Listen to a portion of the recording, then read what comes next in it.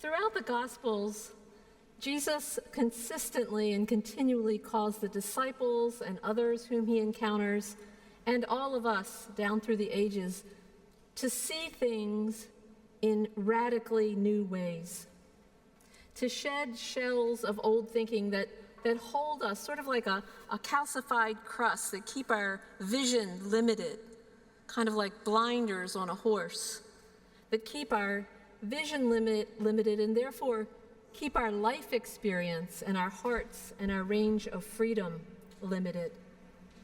Jesus tells us that the truth sets us free and will offer us life and awareness that is more spacious and brings peace and lightness of being.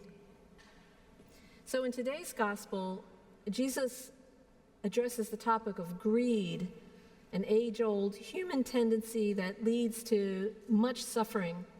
And his message invites us to consider more deeply what conditioned thinking might we have about money and possessions, or what stories might we tell ourselves about what we need to be truly happy and secure. What crusty shells of thinking hold us? Or more truly speaking, what crusty shells of unexamined thinking hold us hostage? So in the gospel story today, someone in the crowd says to Jesus, "Will you please tell my brother to divide the family inheritance with me?" Now, maybe this guy has a good cause to be upset. Maybe there's something really unfair and unjust that's happening. Maybe he's a householder whose family is suffering because of the withholding of something that should rightfully be shared. But Jesus is offering us something deeper. As a lover of souls and of truth, he presses forward to the kind of truth that can dissolve the surface level problems. It's sort of like when families or couples go to a therapist, they sometimes want the therapist to take sides. You know, who has to take the trash out every night? But often, what a good therapist will see is that the issue presented is not the real issue. And the therapist will help guide the couple or the family to reach deeper and to loosen underground knots and misunderstandings that can then free us into love and clarity that can resolve the other problems. So Jesus says, "Friend, I'm not here to be an arbitrator or a judge, but I'll tell you something about greed." And he could be talking about the greed of the man asking the question, or the greed of the brother, or the greed of humanity. So Jesus offers a parable. It's a very rich man. He has so much that he decides he's going to tear down his little barns and build big barns. And he says to himself, "I will say to my soul, soul, you have ample goods laid up, so eat, drink, and be merry." And the next character to appear in the parable is the voice of God, the voice of more profound wisdom, who says, "You fool, when you leave this earth, what good will all your stored up treasures be compared to being rich toward God?" Now, some of us might be thinking, and rightly so, is it really foolish and greedy to store up things for the future? Isn't that good stewardship? There's plenty of scriptures that says it is. For example, didn't Joseph, the son of Jacob, advise Pharaoh to store surplus grain up during the years of plenty, which enabled Egypt to survive massive starvation during a famine? Or don't we here at St. Paul's have funds that are stored up for future needs and to assure the continued vitality of our ministries, serving our neighbors and serving those who come here seeking meaning and deeper truth? And many of us have funds put away for the future. Are we, as God said in the parable, storing up treasures for ourselves but not rich toward God? This is where it starts to get uncomfortable, to think about ourselves in this examination of greed. Each of these examples I used became increasingly more personal.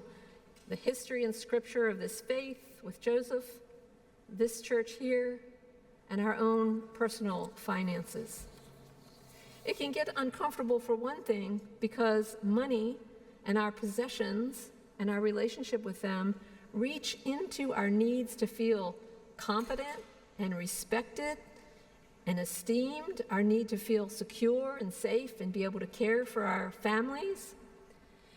It touches deeply on our perceived need to be in control. And literally, this discussion reaches into our primitive instinct to survive. But what is helpful to remember is that our deeper examination of our own hearts regarding greed is not threatening to our survival. It is not leading to an accusation of wrongdoing. It is not condemning us for not measuring up to being self-sacrificing, charitable Christians or good enough. At its core, the reflection on our own greed is pointing us to the opportunity to become more conscious in our choices, more aware of our power to make those choices, and therefore more free and more fully alive. In these reflections, we can uncover what conditioned, unexamined stories are we believing? Are we unconsciously living by? What beliefs are limiting us from being more aware and available to the overflowing life in us, to all the potential in our hearts that have been given to us by our Creator? But greed is not just about money. Greed is a coveting and a grasping for things that we falsely think we must have to be secure and safe and happy. It's an underlying demand that I must have what I want. Things must be in a certain way. It gives away our freedom to know peace within and assigns that power to grant that peace to money and things outside of ourselves. It also tells us that our wants matter more than others' wants. The gospel today is filled with the pronouns I, me, mine, both in Greek and in English. Now, having desires is not evil or bad in and of itself. Longing is a part of life. It's a gift. It can lead us to good things. It can lead us to God, to the truth. But we have handed down stories over time about what we desire, what we must have to be happy. And that for survival's sake also, we must be in competition with others for those things. And now, in this time, in particular in media and a world utterly saturated with alluring, professionally, psychologically designed advertising to teach us that to be loved, to be acceptable, to be seen, to be happy, that we need to have a lot of things that we actually don't need. And this leads us to forget what we do need and overlook what we do need. And in this, the world is becoming more and more anxious.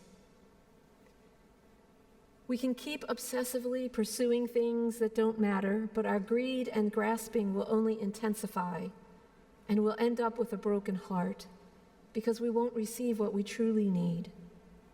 Jesus is encouraging us with this parable, imploring us with his life to shake off the constriction of stories that spur us to chase after our aliveness and peace by storing up treasures in a barn. When we examine our tendencies to desperately want things, to grasp for things, when we do this examination deeply and ferociously and courageously, we will find we don't come away with having our survival threatened, but instead we realize our power to free ourselves, to be controlled by this greed that binds us. The survival that is being threatened is of the false small self that we believe ourselves to be. The survival that is being threatened is that of conditioned beliefs that blind us to the love and abundance that is ours to know utterly and ours to share with the world. Reverend Gregory Salmons was the blogger for the choir's recent trip to England, and if you haven't read any of those blogs, I invite you to. They're more than just a travel log. They're very uplifting and beautiful. And I mention this because one of the beautiful phrases that he wrote that has really stuck with me is bowing empty and rising full. This is an apt description for what today's parable calls being rich toward God. If you've ever cleansed your body with fasting and then very clean eating, you know that you come to a very clear and alive feeling, cleaned out in ways that you didn't even know that you needed or were capable of feeling. Likewise, when we examine our desperate grasping, when we begin to release its hold on us, there is a lightness of being that comes over us that we didn't know we needed and didn't know we were capable of. We bow empty and we rise full in the best way. If we want to know reality, if we want to love fully and know ourselves as truly beloved, if we want to flow in the graces that can feed us and allow the holiness in us to shine in this world and bring more peace to this world, we are called by Christ to step out of the trance of old beliefs and to see things in radically new ways. This includes breaking our enslavement to greed, to desperately desiring things that really don't matter. We need to see those places in ourselves so that we can make conscious, intentional choices to release them. It's hard, and in this effort, it's essential to pray for help and to be compassionate and supportive to ourselves as we strive to do this. And in this way, we become more available. We have more space in ourselves. We find ourselves noticing and feasting on what is life-giving. The glory of the sunlight today, the glory of the chill in the air, the preciousness of people and the real connection we can experience in our hearts, good laughter, the joys of giving and receiving simple kindness, the joy of forgiving our daily shortcomings and those of others, just the sheer goodness of life, the preciousness of it. We become rich in our hearts when we realize the wealth that was there all along, the wealth of the food and drink that God is always giving us. We become rich in our realization of our capacity to love, to see the goodness in others. We become rich in generosity, rich in our longing to love one another and to flow in the river of grace and wisdom that is running through all of us and all of life every day.